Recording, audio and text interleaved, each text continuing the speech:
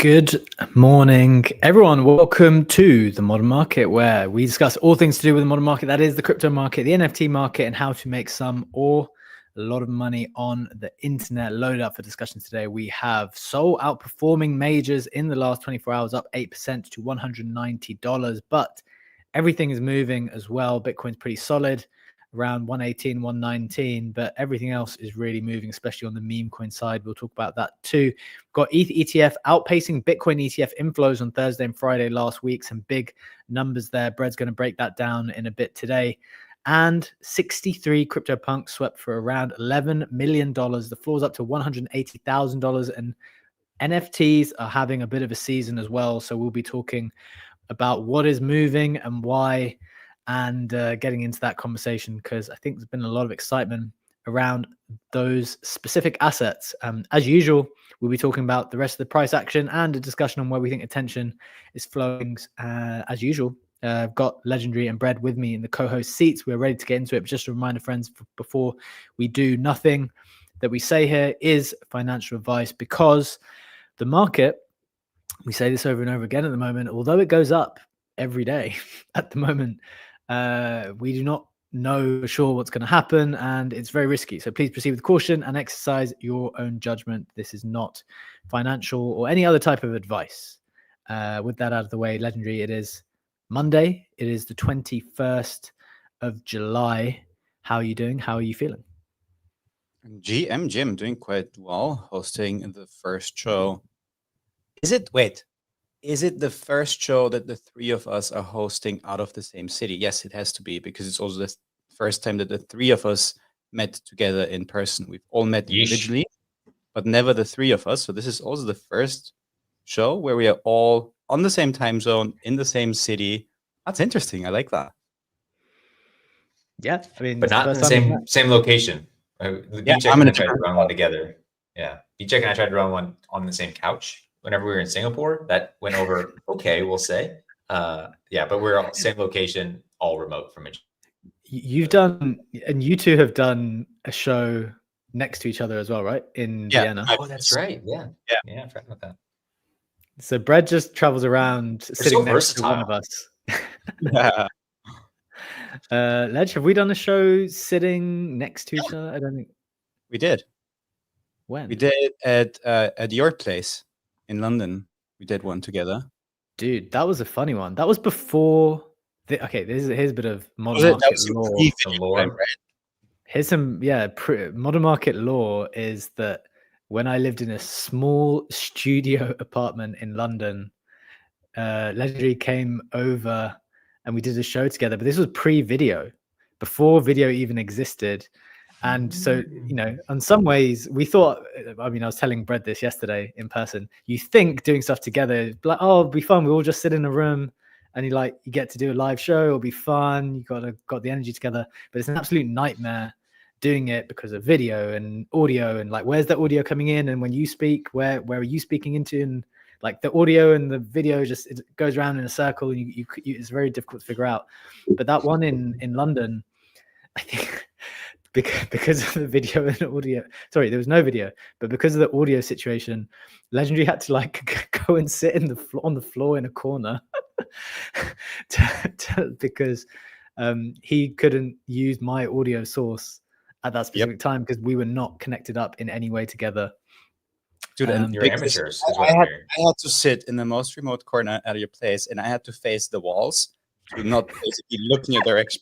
Otherwise, the audio would be messed up as well. It felt so weird to sit on the floor in the corner, stare at the wall, and speak to the walls for an hour, and being able to hear you both on my headset as well as in real life. But it worked, and we did a show. Yeah, you say the remote corner of the flat. It's like a studio flat in London. This tiny spot. That was right at the beginning, I think. So yeah, that was a long time ago. That was fun. Maybe you guys should tell people why we're all remote and in the same location. We should.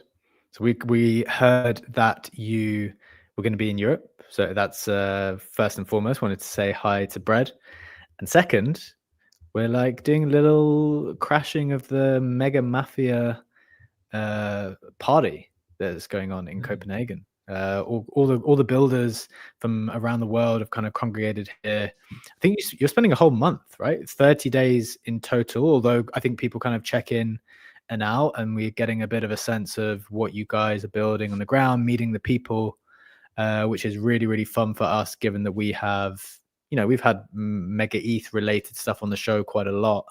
But I think you can't replace meeting people in person and talking to them and figuring out like what they're really made of, So that's been a core interest for us now, Brad. But maybe you want to speak to it a bit because you've been here. Well, I think you only just got here a couple of days ago, but you've been maybe designing it a bit better. Yeah, I mean, you nailed it. The team itself is doing a second round of our accelerator cohort. We're in Copenhagen. The team has this location for 30 days, roughly. We're going to go to the end of the month and plus a few days.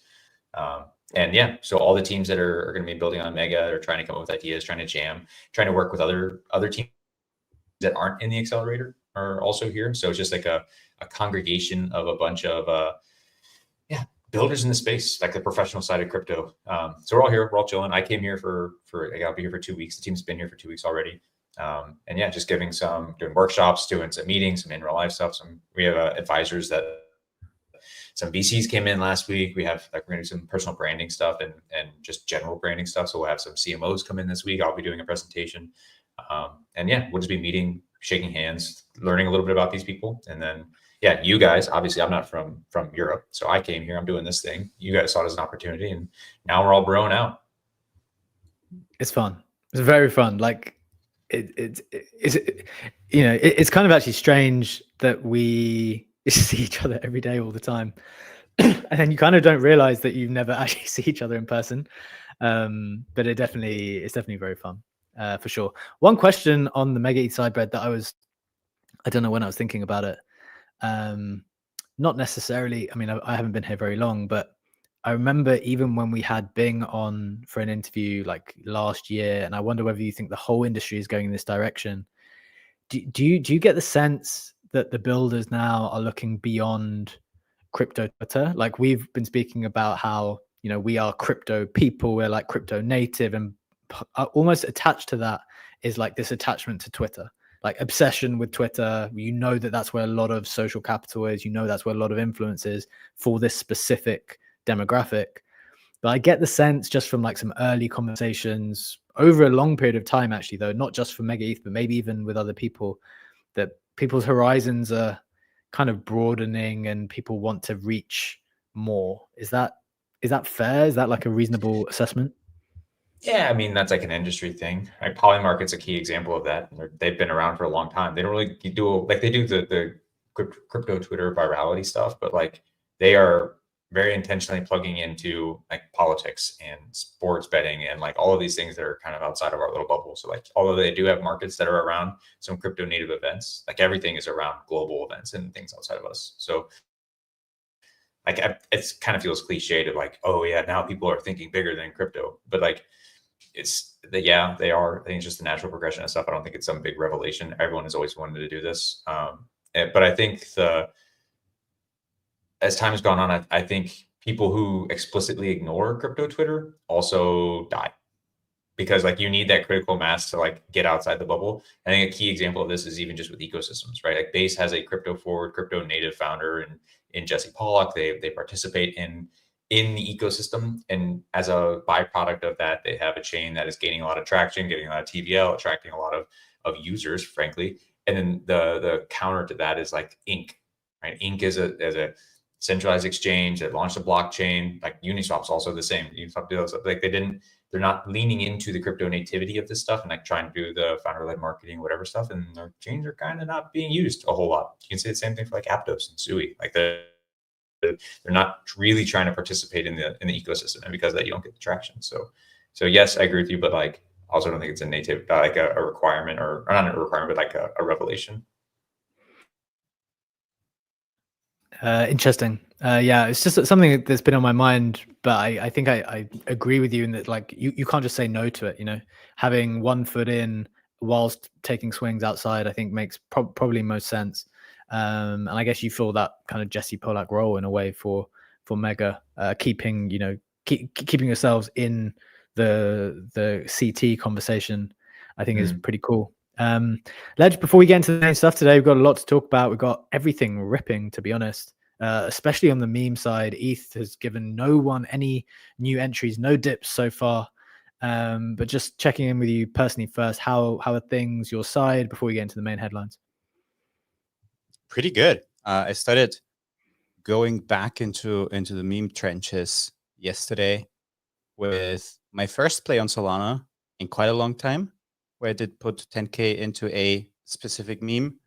On the ETH side, I've been mostly ignoring the altcoins, I would say, with the exception of Rect. I think I mentioned on the show, I did a couple, posted one yesterday, but I did a couple 5 ETH clips into that token specifically, which I'm very, very happy about. But I can't deny, and we're going to talk more about that on the show, that it feels different to be up on your JPEGs. It's so weird. Like, it's just so much more satisfying to look at the value of your Pudgy Penguin going up, to look at the value of your other NFTs going up versus just being up on an ERC20 token. I made a post about that. And it's hard to understand why I still have this. Like, I've been through so much with NFTs, right, since 2019. So this is my 6th year of trading, owning JPEGs, going through the highs and lows of that. And I still have this attachment to NFTs versus regular ERC20s, which is weird.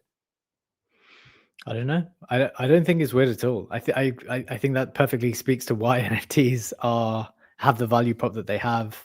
I think it makes a lot of sense.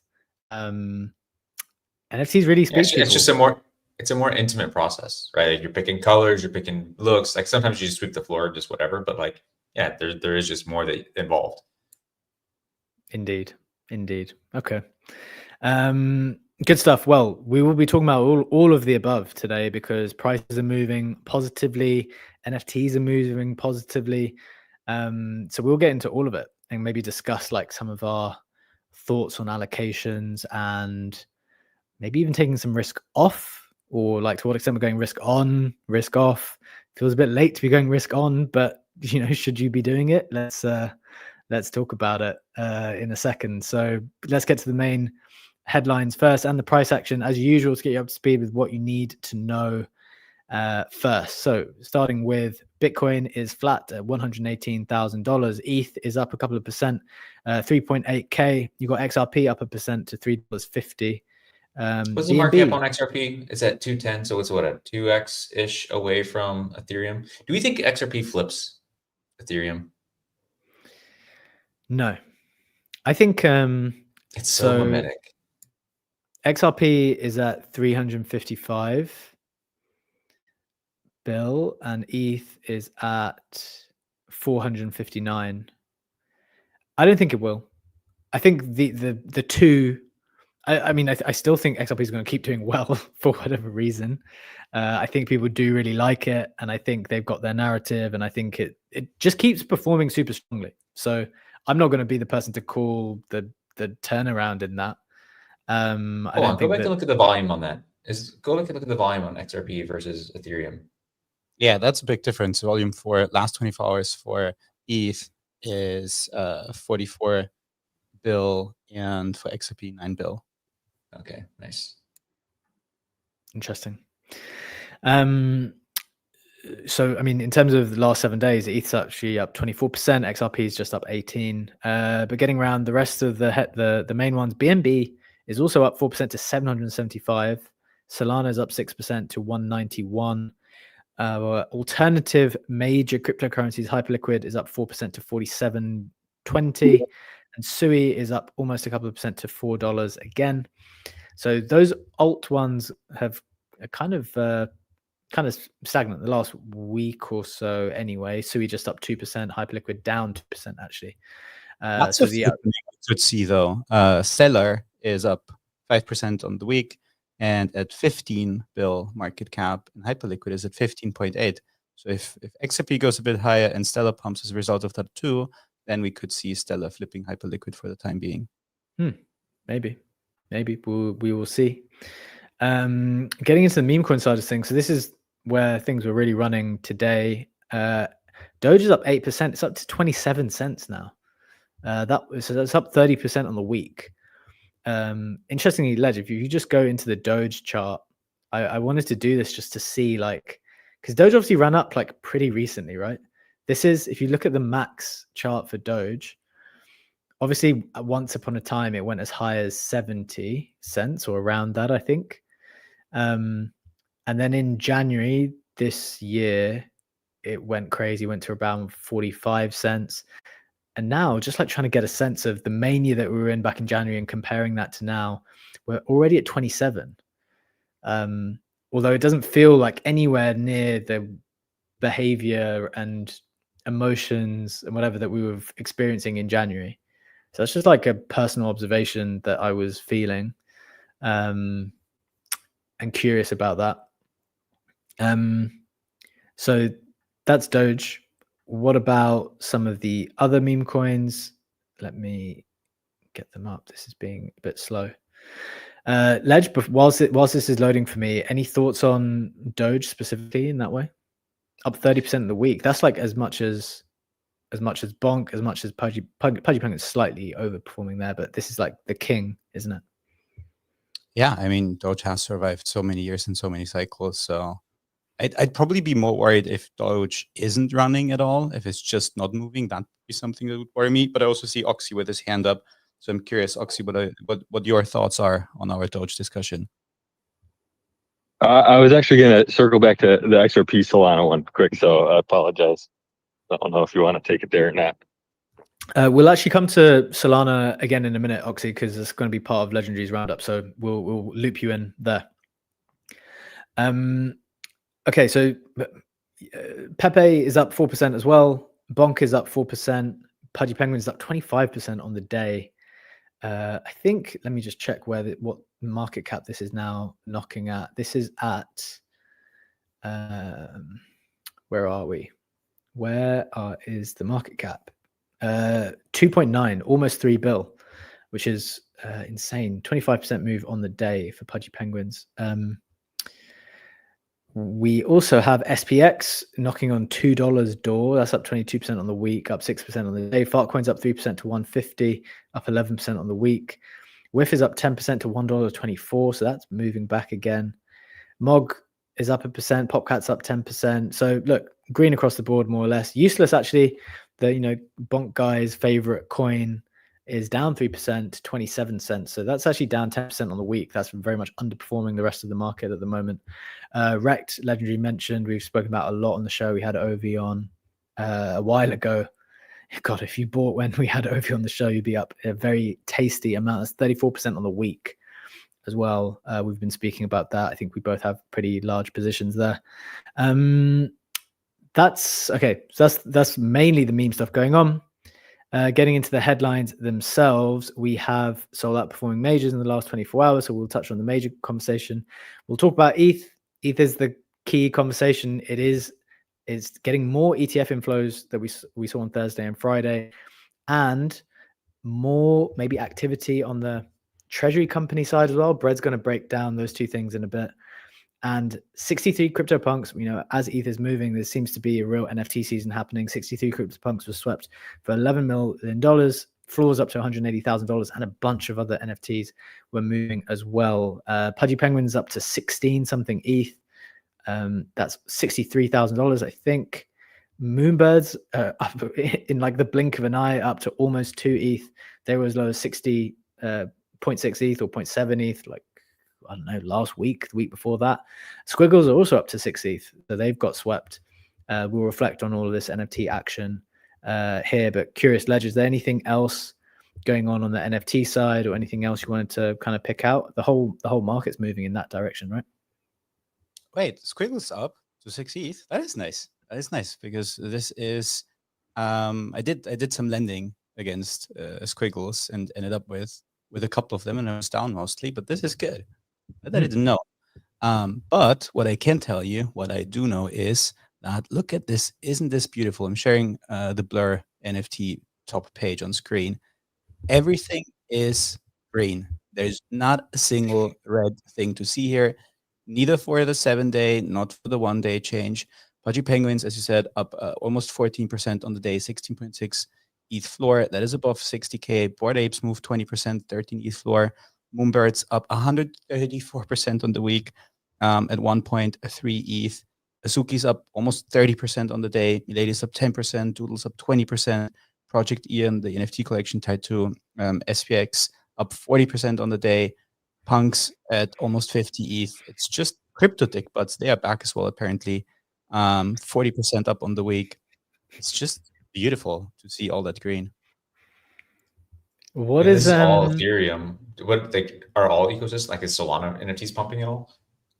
Let me find it out real quick. It's a good question. I did see while you're looking that up, Ledge, maybe you can also, if you go on, in fact, a couple of the sites will show this, but I think even ordinals are moving today as well. So it's not just obviously a lot of the most well-known Web3 IP is on Ethereum, but there is a bunch of other good stuff on Solana, and even the stuff on Bitcoin as well was moving today. Ledge, do you want to just give people a quick update there? Yeah, absolutely. On the Solana side of things, it looks pretty green as well. You have S&P's up 35%, MATLAB's up 16% to 38 Sol Floor. Even DGOTs are back. Yeah, what's going on there? At a 7 Sol Floor. Klano's up 12%. There is the retarded cousins up 40%. There's some good movement on that side as well. Let's check in with ordinals. They also had a very, very green day. Taproot Wizards up 30% to 0.22 BTC. Node Monks up 25% to 0.045 BTC. Puppets up 22% to 0.042 BTC. So yeah, green across all JPEG ecosystems.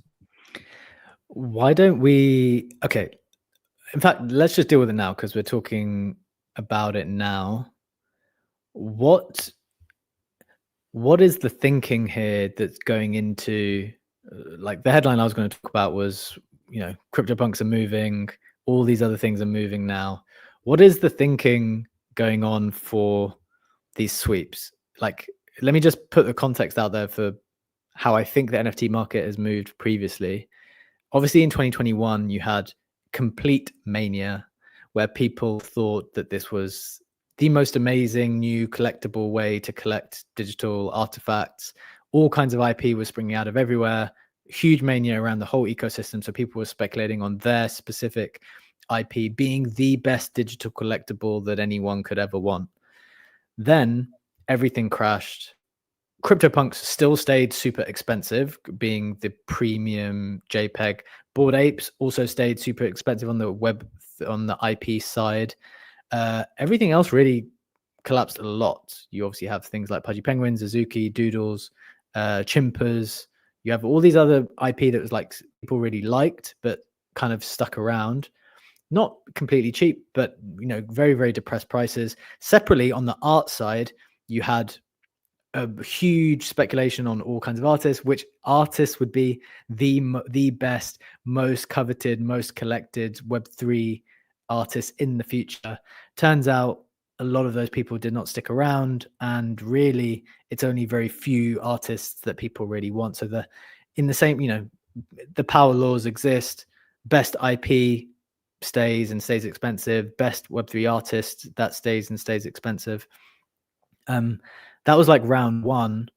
Round two was kind of the token meta, right? Like which NFT IP is going to drop a token. And so Pudgy Penguins went on a colossal run up to more than $100,000.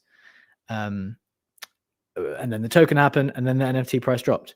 Then you had a bunch of other NFTs where the same thing happened. Doodles went on a run because there was a token attached. Lots and lots of people followed that type of playbook where, okay, fine, we made money from NFTs, we maybe made money from royalties first, but then the next liquidity event that people could look forward to was the ERC20 token, which you would get from holding your NFT. So that was round two, but now a lot of these tokens are out there.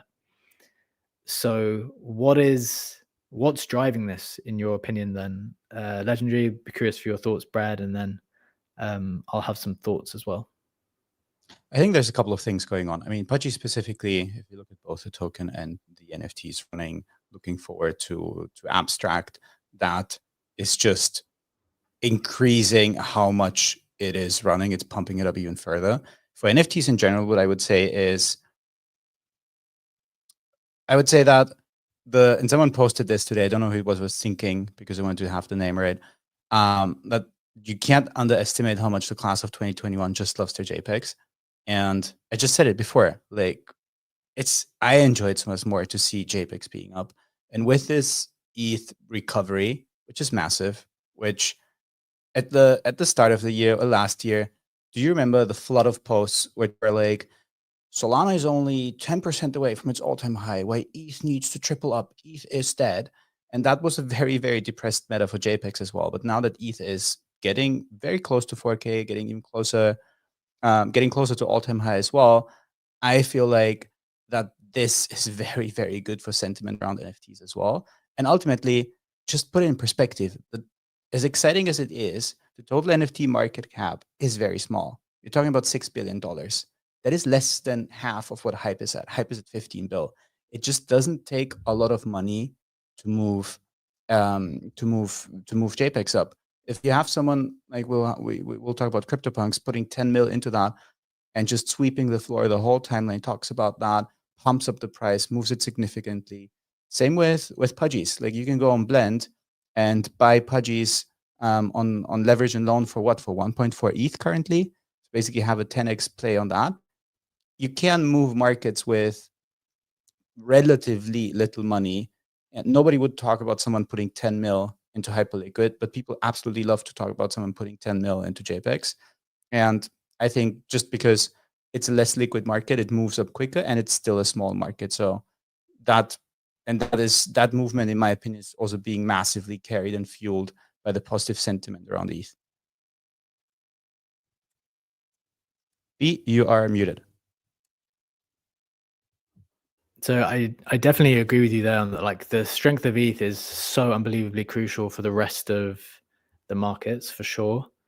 I'm still uncertain why, like, NFTs are pumping across the board in the way they are. Like, I get it with punks. I get that. I actually am curious, like, I think there could be something on the horizon with, like, some type of fund emerging that's going to either announce, because this huge sweep, I think, was all done by one wallet.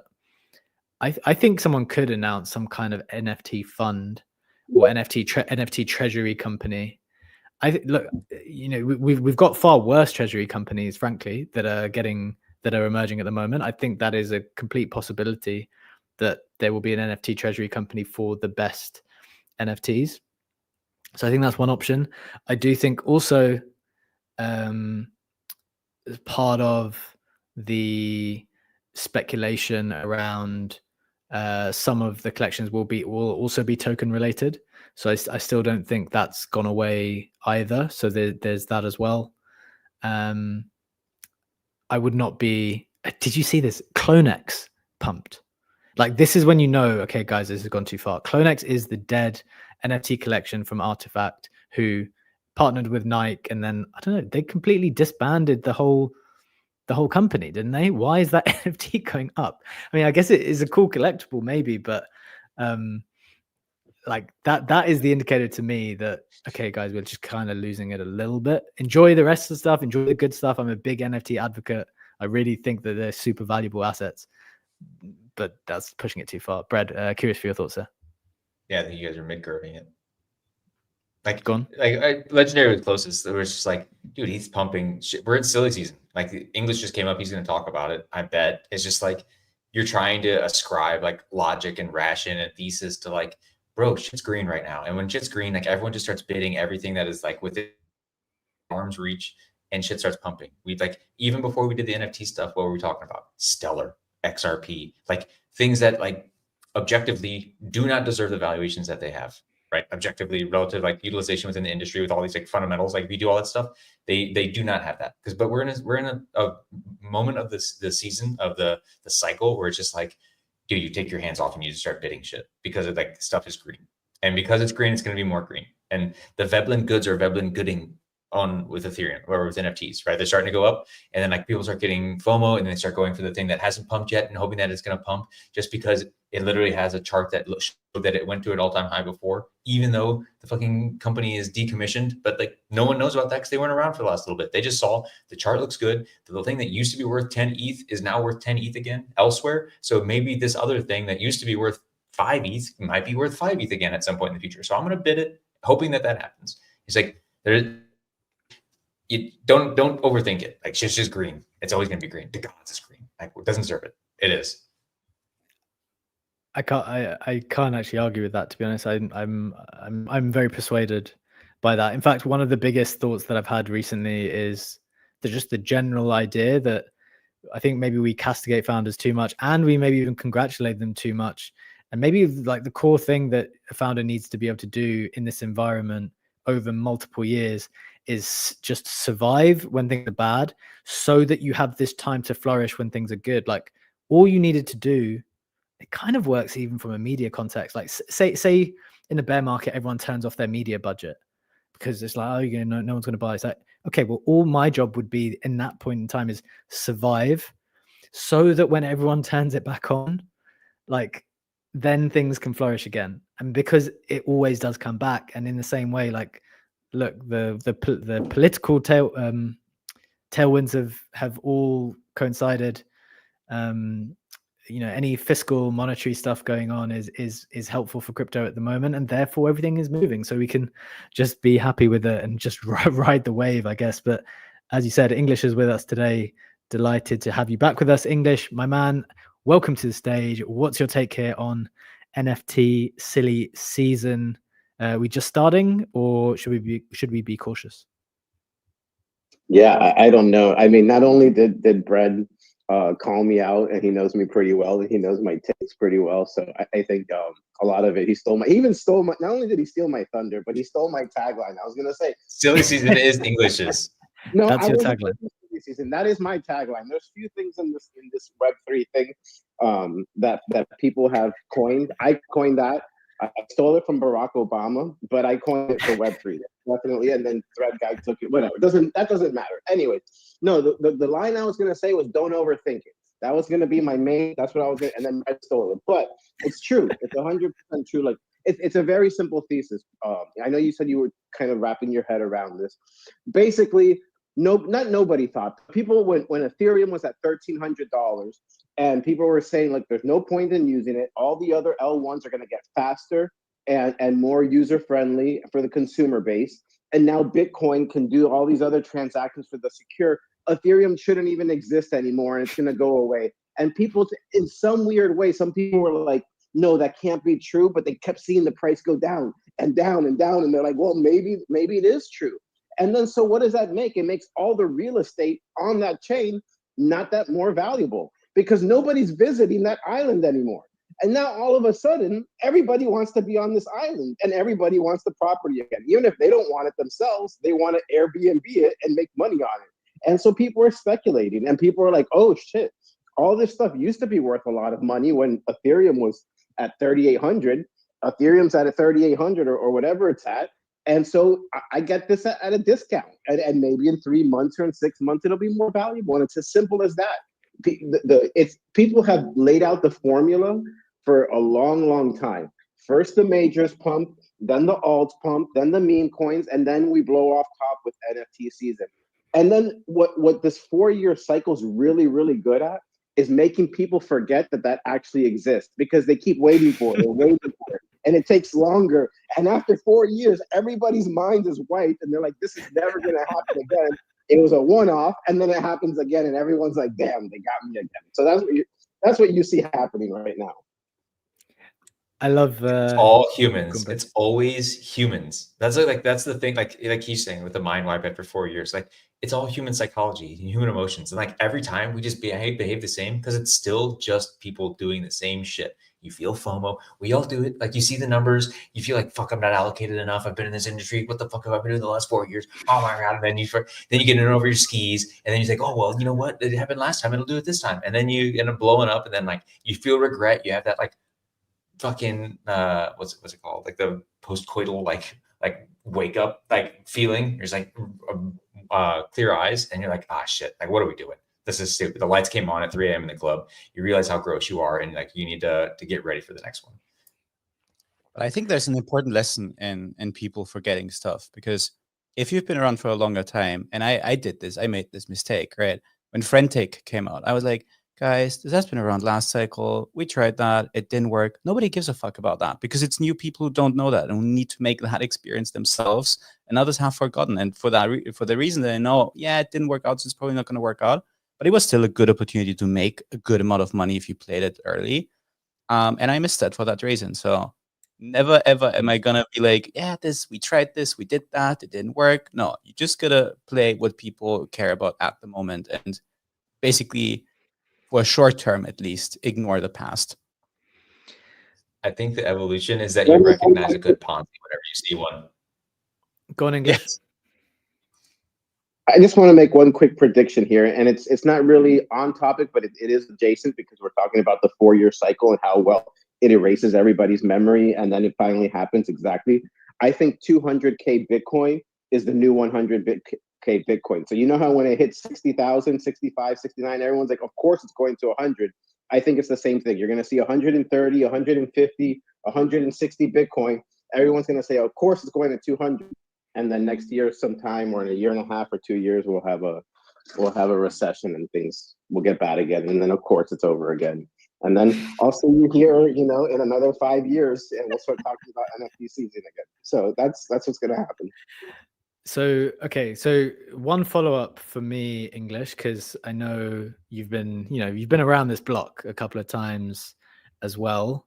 Does that mean, based on like the way you're mapping things out in your head, the NFT season, which is kicking off to some degree now, is this like the beginning of the end of this cycle? Like, are you purely looking at the NFTs? I like looking at the political side quite a lot as well, but what are you thinking? I stole something from you in my mental mapping, actually. So I realized that you were 100% right, that anything past 3 to 6 months gets really, really foggy for me and vague. And like I can make these kind of things, and I just feel like the next 3 to 6 months is bullish, and like don't overthink it. And like what it looks like in 9 months becomes a lot fuzzier. I don't think that this is sustainable. I think again, the whole 4-year cycle stuff, like, and it really is like the perfect time to like really erase everybody's like memory of like what happened, or at least belief in it. Maybe you don't forget exactly because you remember, but like that true conviction you forget about. And the reality is we went from 15K Bitcoin, I know that was just like a flash dip, we'll call it like low 20s, to now whatever, 120,000, whatever it is. And that's a huge asset with huge institutional, bidding and a huge market cap. And I think it can go a little bit more, sure. But that's a huge, huge, huge move. And so I just think at some point it becomes overbought. And at some point the economy becomes less bullish, and maybe there's a slight recession. And then when you combine overbought and magic internet money and things, like the narrative can change really quickly. Like right now, it's like, of course you want the digital gold, like it's gold but better, and for all the reasons we know why. But that can change really quick, right? Like, oh, it's not tangible. The economy's doing bad. Like people are the specter of war is back over, and so all of a sudden it's like, why do I want this like digital thing that doesn't even really exist? Like that narrative can change really quick. And Bitcoin at 150, and then it's 140, and then 130, and then 110, and then 109, and then 9. It becomes a lot less attractive of an asset once it starts going down for months over months. And so like I just think at some point, this whole like euphoria bull run, it might not be as bad as 2022, early 2023, bear market. But it's gonna come to an end to some point. And maybe Bitcoin is the one asset that doesn't, because of the institutional adoption at a mass scale. And I know there's other companies trying to do that for Ethereum and everything, but it's my prediction that it's all these banking, Web 2 companies are going to be our black swan. I don't know which one it's going to be. It's not going to be, strategy. It's not going to be, it might not even be on the Bitcoin side, but there's going to be some blowing up stuff. Yeah, maybe some of them will get acquired or whatever, but somewhere along the line, a lot of people are going to get hurt, and it's going to affect everybody's crypto bags. So we'll see how it works out. Yeah, look, I appreciate all the thoughts. Obviously, we say like we don't know how this stuff plays out perfectly. The 3 to 6 month, I mean, I'd struggle even to say 6 months to be honest, but like certainly the 3 to 4 month time frame is the one I feel most confident in, and then you kind of keep reevaluating on that kind of time horizon. Is the way I look at it. But a lot of interesting thoughts, man. Appreciate your insight there. One just personal thing from me before we maybe go into some of the specific headlines is because Ledge is going to do a general roundup. Brett is going to do some of the ETH news, more ETH treasury companies coming. And I think that's pretty important to keep an eye on now with ETH strength. But I'm definitely going to be putting some stuff up for sale. Like I'm pairing risk on with like some big positions in riskier assets with like my JPEG. Some of the JPEGs I have are up for sale. Like right now, they are up for sale. A couple more will be getting listed when I get around to it. Because one of like maybe the anecdotal, well, this is just me guessing. You know how people have like random indicators for like when tops are in or in certain ways of thinking. And I just think we're going to get to a point very soon where everyone is just like the dollar. I mean, people are already saying it. The dollar is trash. It's getting devalued against Bitcoin, against every other currency. Like it's just the worst thing. And that's what people always say, right? When I mean, that's exactly what people would have said last time round when Bitcoin went to $69,000. Like, okay, it's all the same story over and over again. Even with ETH right now, it's incredible that the story that Tom Lee is telling Wall Street is just the story we've been saying for years, and people were kind of complaining that ETH hasn't got a strong enough narrative. He just picked up the exact same story. He didn't do any magic with it. He just said the story, and now is the right time for it. And in the same way, I think there'll be a time, there was a time where we were saying, oh, the dollar's useless, Bitcoin is going to go up forever, but it just never does. And dollars will become useful again. They will become useful again when the rest of the market has got overheated and you will want to be in cash. And I just think now is the time. Look, it might not be right now today, but if I see Clone X pumping because everything else is going, if I see all of the Dino coins going when everything else is seeing strength, then I'm just keeping one eye now on DCAing out of some of my larger positions to start, as everyone else wants to lever up and take more risk, I will do that in certain concentrated ways, but also start taking cash again, because I think that's actually the contrarian thing. And maybe that's too early and I'm stupid for a bit immediately, but I think over maybe a longer time frame, it might be okay. English, did you want to come back there? Just quickly, just when you start hearing saying like, damn, like the art really does slap. Like once you start hearing those kind of things, that's when you know you want to list you want to list it, because all of a sudden like the art just starts looking a lot better and people get caught up in that. So when you hear things like that, you might want to. The thing is, I actually do like the art. I've always liked the art. So I've always liked that. I've held this stuff through the bear market, and some of it is not up for sale, to be clear. Like some of it is going on sale just because there is too much valuable art in my portfolio and I need the proportion to be correct versus the rest of my portfolio. And if squiggles are going to go from 10K to 25 in 2 days, that severely disrupts my general portfolio, right? So that's just the kind of point I'm putting out there. Ledge? I think what I'm going to do today is I get a chance in the afternoon is A, log in my Nifty Gateway account, and B, log in my Top Shot account, because I've also started to see people posting like some bigger Top Shot sales again and see if there's any outstanding offers for the stuff that I have left there. But I also see Funky with his hand up. So I wanted to get your thoughts on our NFT discussion so far. I don't even have the chain on. Y'all way too bearish. We're going so much. That's it. That's the contribution. Look, I like it. I think we go higher as well. I just think there's a lot of risk getting. The thing that I think about is, or the thing that I'm focusing on as an investor, as an investor that's like learning and getting much better, into my second cycle. The thing that I think about is like that vertical part of the move towards the end, where it seems like you capture so much of the upside towards the end, but then it's so hard to keep all of that upside because that bit doesn't last very long. And I'm just always trying to participate in it, but knowing that you can never time the top, like taking some bits off, and it's your responsibility, because Funky would be deeply unhappy if it was me taking Bitcoin off the table. No, it's your responsibility to decide like which parts of your portfolio, like, right, these are the ones that I'm DCAing out of as we get to the mania point and you can't call the perfect moment, and which assets you like, no, I'm just holding these ones forever and not going to be thinking about it at all. So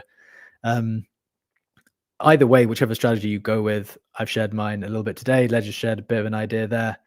And I think it's helpful to have the conversation out loud because look, things are heating up in a pretty nice way. I do think we go higher still, but especially on that 3-month time horizon. But you don't want to be holding all of the bag in 3 months when everyone decides that everyone needs to get out at the same time. I think that's my point. Like DCAing out of it is better if you want to get rid of something on the way. Right.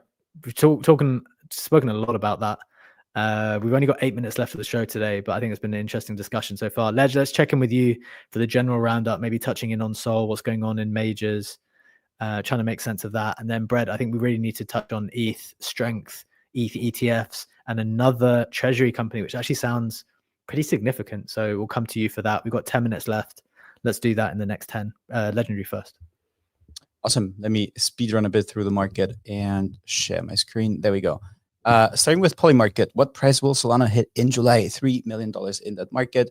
Unsurprisingly, 71% of the market think Solana will hit $200 in the next 10 days. Only 10% think that it's also going to hit $250. The more interesting time frame, because we talked about the next 3 to 6 months, is towards the end of year, because the bet what price will Solana hit before 2026 also exists. Way smaller volume for that, but still wanted to point it out that only 53% of the market think that it's actually going to go to 260. Putting that into perspective with ETH, what price will ETH hit in July? 62% think we're going to see 4K ETH, 40% think we're going to see 4.2K ETH. That is of more significant volume, 4.6 mil in the 4K ETH bet alone. Also, taking a look at BTC, just going to focus on one number, 42% think we're going to see 125K for that. Moving on to a different asset class, which is the stock market. Stocks look pretty good today on the pre-market. Basically, everything is up 0.22 to 0.24%. The fear and greed indicator for stocks on CNN is actually more greedy than the crypto one. So stocks have reached extreme greed, which is driving the US market specifically. Found that noteworthy to point out. And then just want to take a look at two more things really quick. One is the Bitcoin dominance chart.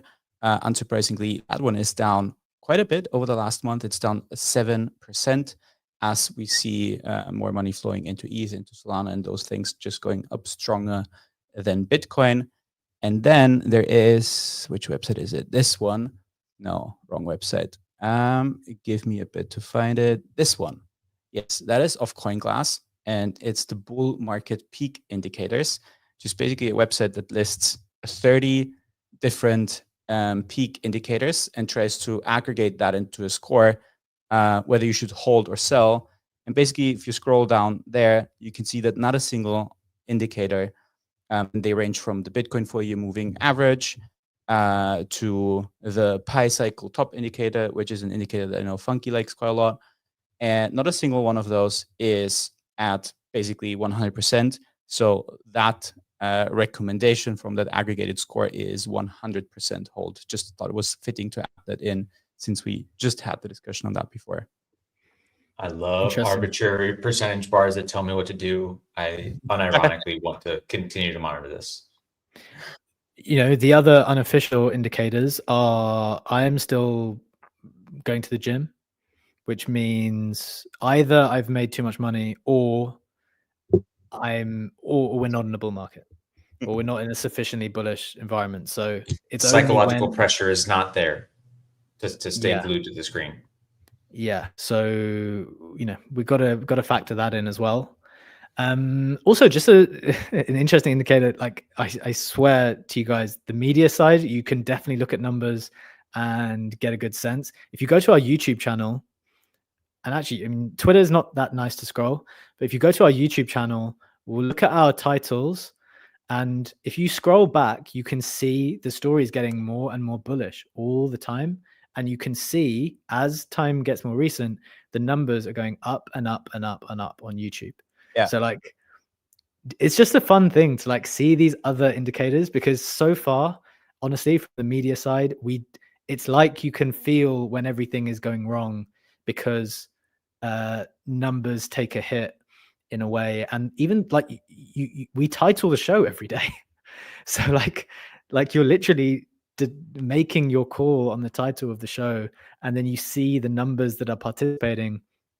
And we go every day, right? So you can just see every single title and headline and get a real sense of like the arc of the story. So I'd recommend, if you're looking for like some other indicators, that's one to go with. Brett, I want to come to you in a second, but see Oxy with his hand raised here. We're talking about the majors a little bit. Oxy, I know you wanted to make a point on XRP. What's your take here on the market?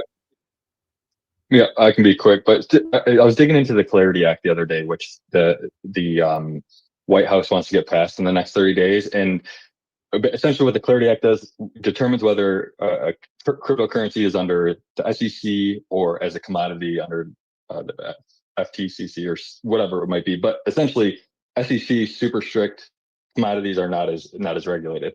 One thing that's in there is whether or not a token is decentralized enough. And if you're not decentralized enough, you're under the SEC, which is no bueno. Solana and XRP were actually falling under that category. So I know like the Solana Foundation and the team has been trying to decentralize themselves more so that they fall under the right guidance, so they're a commodity.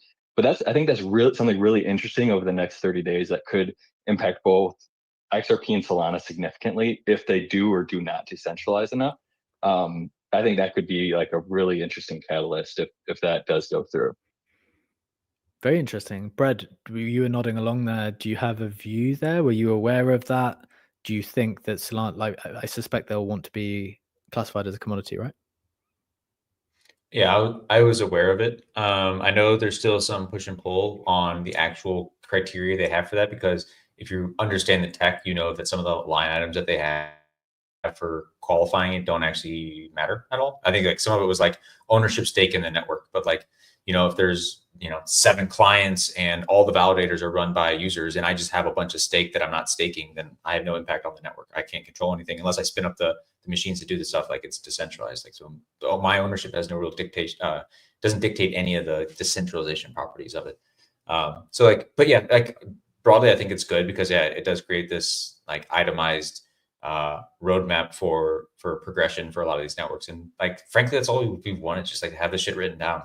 So we can either push back against it because we think a particular line item is wrong, or because it does give clear guidance on like how we can progress as an industry. So yeah, I think it's great. It's been in the works for a while. I didn't know that was actually the Clarity Act that would come through. So that's good. Yeah, so just for context, the Genius Act has passed, and that's going to President Trump to sign now. That's gone through all of the process. Clarity Act, I think, has passed the Senate, which means I can't remember which way around it is, but now it goes back to the House to get signed finally. Sorry, yeah. it goes back for comments, and then it goes right. Yeah, I believe that. Yeah, I believe that's correct. Yep. So it's still like a little bit of time on that one, to be honest. But yeah, we'll keep an eye on all of those important developments. Clearly going in the right trajectory, I think. But look, we're running out of time today, Brett. I think it's really important to get to this ETH story, both from the treasury company story side as well as the ETF side. Just big stuff going on for ETH here. Yeah, we'll start with the ETF stuff. There's just the headline. So the headline is ETH ETF outpaces BTC ETF inflows on Thursday and Friday last week at 402 million and 602 million versus roughly 350 and 500 respectively. So there's a visual that we're showing here. It gives you like the relative numbers of just total inflows for both protocols, both assets. And then the blue is Ethereum. So you can see there the 17th and 18th or 16th, 17th, whatever of last week. Ethereum is finally starting to actually punch with and even outpace Bitcoin, which is not something that we have been seeing previously. So this in general is just like bullish, right? We've had a single day of outflows in the last however long this is, 30 days. That's incredible. And it just means like we have a higher level of capital inflows than basically everything else. Now the next thing is like this is not degen capital, right? So like it's the people holding Ethereum already that are getting wealthy based on these inflows that are then going to go spend on your JPEGs that we were talking about earlier. This is not like net new capital that's going to be like liquid in DeFi, at least not yet, until these ETFs start having these like staking products and DeFi products and whatever. And then the secondary thing on this was that Wu Blockchain had reported that blank check company Dynamics is actually preparing to merge with another entity to create a new company known as Ether Machine. And combined, they plan to hold over 1.5 billion in Ether. Which is, obviously the largest cryptocurrency behind Ethereum or behind Bitcoin. So it's just signaling that more and more of these entities getting spun up to just like buy and hold. And then when you talk about like supply dynamics of Ethereum, like that amount of capital goes much, much further in an Ethereum context than it does a Bitcoin Bitcoin context, just because Bitcoin is just so much bigger, right? The market cap is 10x the size at this point. So it's great to see inflows are the same, assets much smaller, means number goes up. You are muted. I think that's the perfect summary of the maths. Like the numbers are on par with each other now on the ETF inflows. ETH is a much smaller asset class as things stand, and therefore everything points towards a ETH outperforming Bitcoin for the next period of time. Like it's just maths in the end. Like I probably just make the point again where you just reflect on all of the arguments people have had over the last few months about ETH's narrative versus Solana versus Bitcoin versus hyperliquid. In the end, the story that Tom Lee is sitting in front of CNBC and telling everyone in the world is just the same thing that people have been saying for ages and ages and ages. And now people are ready to bid. All of these companies are getting spun up. ETH is a smaller asset class versus Bitcoin. Therefore, it's going to do some damage to the price, basically, in a positive way. I'm saying that in a positive way. And that's what we're seeing.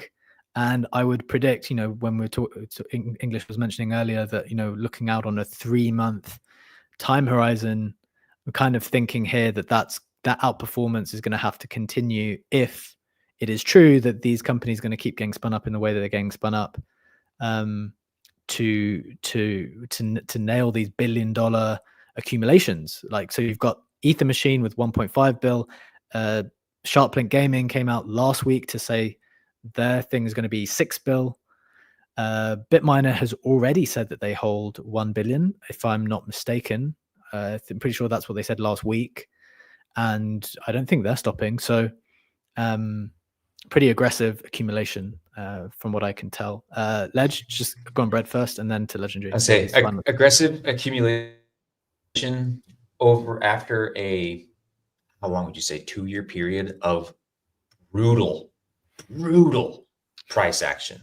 Like fucking even the most ardent Ethereum supporters were capitulating, right? Like people who have been building on Ethereum for a long time had huge bags, were starting, like podcasters, all this stuff. I was hearing it week over week of people just like, fuck man, I've been made fun of for the last 1.5 years. And I'm starting to realize that, like, am I wrong? Am I dumb? Is this thing going to zero? Like people started to actually capitulate. So you have to think that over that time period, everyone who was even contemplating even the slightest to sell ETH did.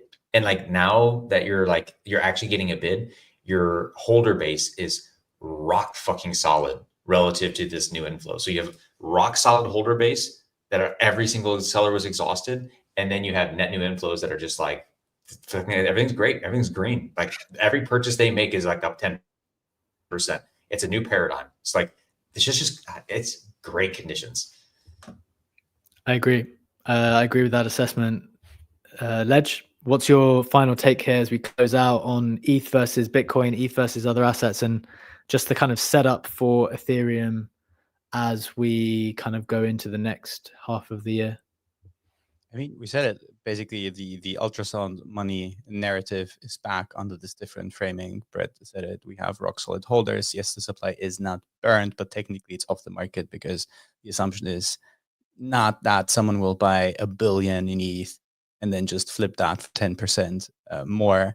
But because we also spoke about the media side, and we had like a little modern market lore to share. And here's another one to finish the show today. At one point, so we do this regular check-ins on where we want to take the show, how we think about that, how we think about the time spent. And when the market's going up, we're like, yeah, going to talk more about portfolio, going to talk more about general market thoughts. Maybe headlines going to get a bit compressed, but we have a feeling that this is doing very well and it's a very interesting chat. And there was a point in time when you, B-Check, were like, guys, we are spending too much time talking about ETH. ETH isn't going anywhere. All the action is on Solana. So like even we, from our perspective, like we didn't capitulate in the sense that we dumped all of our ETH backs and we're like, ETH is never going to come back. But we very, very strongly had to think about how do we get that Solana exposure, because it wasn't our native ecosystem, right? I even got into like the first cryptocurrency I bought was ETH in the low 2 digits because I thought it was too late for Bitcoin, and Solana onboarded wasn't around at the time, but then Solana season I got onboarded way, way later. So we were thinking on the show, okay, how do we educate ourselves and jump on that train? Because ETH is just doing nothing for a couple of years. Yeah, I think that's fair, and people experience that, right? In the end, we got to move with, markets were taking us there. Yeah, we got to follow our curiosity. You got to go with what is interesting and what is succeeding. And I don't think anyone, like, I think ETH was doing its core job, but one of the things it needed to do was perform better from a price perspective. And one of my big learnings, I guess, from all of this is how this will sound ironic, but I do think we provide some value, but like how irrelevant some of the back and forth that people have done over the last 3 years of arguing about ETH versus Sol or Sol versus whatever, and all of these arguments about what could be more valuable. Just the building is what matters most. And I think those conversations, that I think it's actually crucial to be a part of them, but when the bid comes is like out of people's hands. And I think that's the thing that you just you have to learn better. The bid will come if it deserves it, when some people decide, and I think Wall Street decided now, and there are other things as well, right? Political and fiscal. I disagree with you. Go for it. I don't want to extend it too long because I know we're already at time, but like I think it would be, you have to recognize the time in the market. So like when the bid comes and you realize the flow that's coming in, the level of sophistication, yes, you should just turn off your brain and just like ride the wave. But I think it would be silly to throw away the last 2 years of valuation frameworks, which is what all those conversations were about. Like, how do you actually value these things? Because a lot of that was rooted in like fundamental things that everyone is going to want to look to once this like unsophisticated flow is dried up again, right? Like this, it's silly season. It's fun. Everyone just like ride the green candles. Like that's going to happen. It's momentum. It's XRP. It's memes. It's all this shit. But like at some point that stops. And whenever that stops, people goes, okay, how do you value these things? And you know what they're going to do? They're going to look to the traditional frameworks that we have spent the last 3 years debating, because like that is rooted in some actual like things that we are trying to do to derive how you value these things. And like, you can't just do really like, moneyness. Moneyness. That doesn't pay the fucking bills in the bear market, right? When liquidity is dry and you need to have an argument with someone like why this thing is valuable, doesn't make any fucking sense. So like, yes, ride the wave. It's going to be good. The narrative is being sold right now, but like this shit will come back around, and it would behoove everyone to understand which of these things were showing value whenever shit was dried up, because that period 100% will be coming back. So just like be aware of that. Just like recognize the time period you're in, and that's like, things are getting silly. Don't mind the take at all. Don't mind that at all. In the end, be aware of all of the takes, build your own conviction, and enjoy the ride, guys. It's a fun time to be around in the industry, as it always is when it's very green. We will do this. So if you don't know, we do this every single day, Monday to Friday, 7 a.m. Eastern time for 1 hour live on X video, YouTube live as well. and you can catch us on Apple and Spotify podcasts if that's where you prefer. Thank you to my co-hosts, Bread and Legendary. Thanks to the awesome takes today from Oxy, Funky, and English. We'll be back again with you tomorrow. Have a wonderful day. Take care. We'll see you tomorrow. Bye-bye.